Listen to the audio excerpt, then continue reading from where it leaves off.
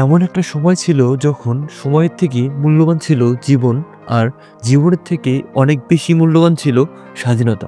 স্বাধীনতা ও সার্বভৌমত্বের প্রশ্নে যারা ছাড় না দিয়ে মুক্তিযুদ্ধে ঝাঁপিয়ে পড়েছিল, একটি দেশের জন্ম দিয়েছিল, যাদের বীরত্বের কারণে আমরা বীর বাঙালি হিসেবে গোটা বিশ্বে পরিচিতি পেয়েছি। মুক্তিযুদ্ধের এত বছর পরে সেই মানুষগুলোকে কোথায় নামিয়েছি আমরা?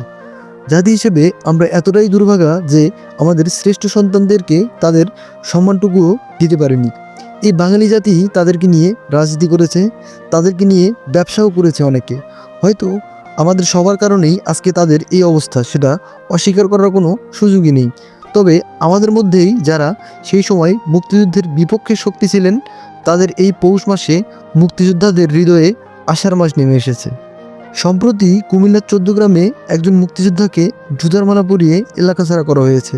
তবে আসার কথা প্রধান উপদেষ্টার অফিস থেকে এর নিন্দাও জানানো হয়েছে এবং সংশ্লিষ্ট দল থেকে ঘটনায় দায়ী ব্যক্তিদের বহিষ্কার করা হয়েছে।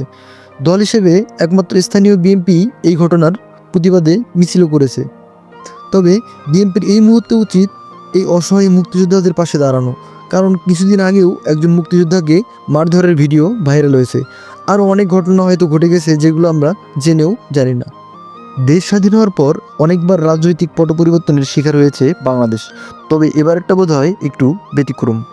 ক্ষমতার পালাবদলে এই দেশে অনেক কিছুই হয়েছে, তবে মুক্তিযোদ্ধাদের এবারের মতো নাকানি চুবানি কখনোই বোধহয় খেতে হয়নি। এটা হয়তো বাঙালি জাতির অদৃষ্টে ছিল।